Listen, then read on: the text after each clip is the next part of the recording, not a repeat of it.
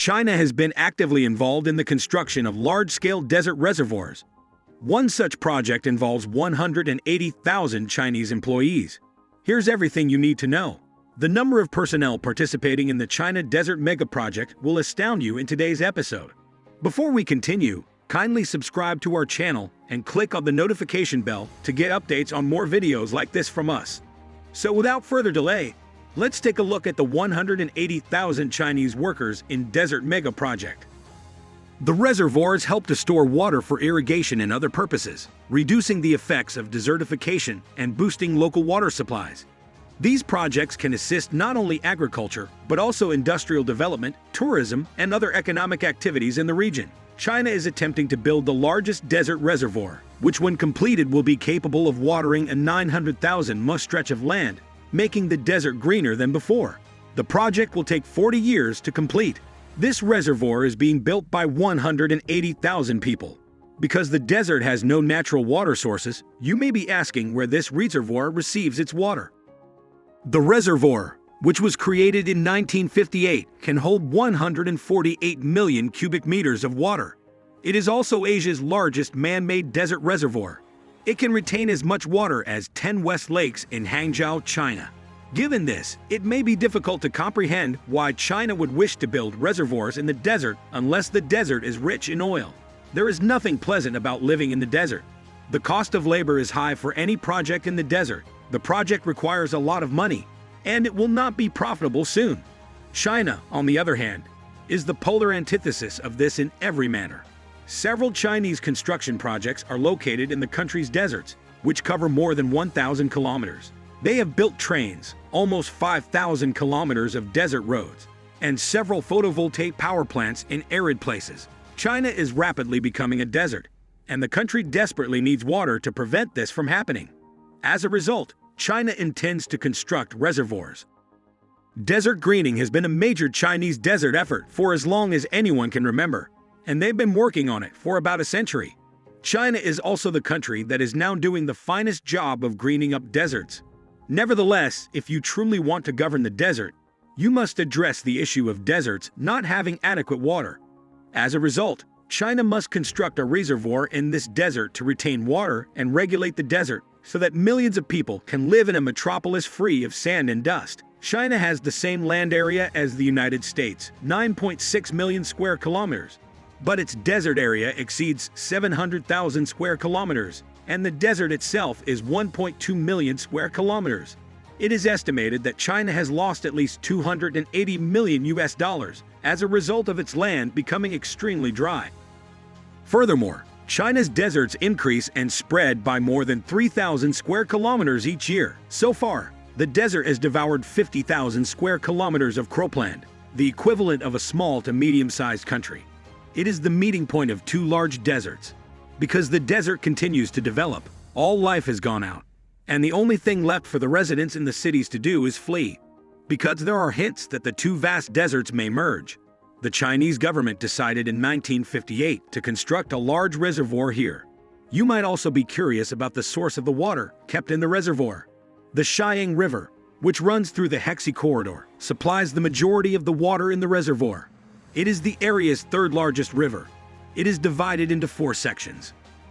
The first is surface water that seeps into the Keqiang River's middle and upper reaches, while the second is spring water that travels underground and emerges near the northern boundary of the Wulei Basin.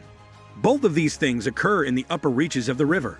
The mountain water and spring water found in the higher stages of the Keqiang River are the other types of water. This water has not been used for irrigation, nor has it gotten into the groundwater or any of the other water receding in the intermediate reaches, including water released from wastewater treatment plants. The other difficulty is flooding during the flood season, as well as the extension of the Xinjiang Phase I project, which will send water to Jiangsu. Considering all of these considerations, one would question what the benefits of building a reservoir are. At the water storage facility, there are water transport tunnels, floodgates, and the unique West Dam spillway.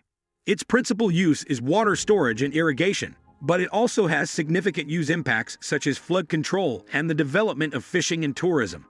The dam is 8,060 meters long and 15 meters high, and the reservoir is 25 square kilometers in size. There are 13,400 square kilometers of catchment area and about 900,000 mu of irrigated cropland. This location can provide drinking water to 250,000 persons in the surrounding area. After the farmers left, the people who used to live there had to pay for food. They may now, however, rely on the reservoir's water to help them grow. The completion of this reservoir boosted the local fishing and tourism sectors. The extra money also helped the agricultural economy. Individuals no longer have to be concerned about running out of water, and their lives are generally improving. Because the reservoir is most lovely from April to October of each year, many people visit it during those months. The lovely desert is surrounded by crystal pure water, and the blue waves are reflected in the green mountains. It's terrifying to witness. The lake's surface is silvery in color, and the trees, meadows, water surfaces, and dunes all mix. There are natural swimming pools, as well as a full set of infrastructure and service products in the reservoir.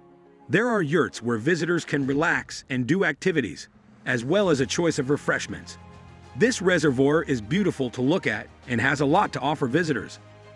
When most people think of a desert, they envision a sky full of sand and dust, a small population, and a place that is off-limits to living creatures. A reservoir can, however, be built in a desert. Many people will say this is an impossible fantasy, yet China has made it a reality. At this point, you may be asking whether or not this reservoir was created in the desert, and if so, what difficulties you had while doing so. When the reservoir was completed in 1958, machines were not quite as advanced as they are today, and food and clothing were prohibitively expensive. As a result, the construction process was riddled with issues that could not be resolved. The reservoir will be constructed between the deserts of Tengger and Badain, where the temperature is great and a lot of water evaporates every day due to the heat. When there is insufficient water in the reservoir, the area of the reservoir begins to diminish and may eventually dry out. Strong winds in sand lead silt to build up in the reservoir, making it deep and thick. Geological reasons also contribute to the very acute problem of water sewage. Planting wheatgrass around the reservoir will help to repair the sand. Sand must be prevented by growing plants such as sand jujube and red poplar. But when things got tough, these wonderful, hard-working people did not give up. They are aware that if they do not work hard to construct a reservoir, they will be forced to abandon this land in the future. As a result, 180,000 structures were constructed to keep the sand in place. Also, the reservoir's construction, as engineers built the reservoir, they altered the course of the Keqiang River to capture as much water as possible. They were unconcerned about environmental protection. This caused the river's flow to decline rapidly, and the higher reaches of the Keqiang River stopped flowing in less than a year. This goal was achieved through the hard effort of many generations of Chinese people. And that's all for today, guys. I hope you enjoyed this video, and if you did, kindly let us know in the comment section.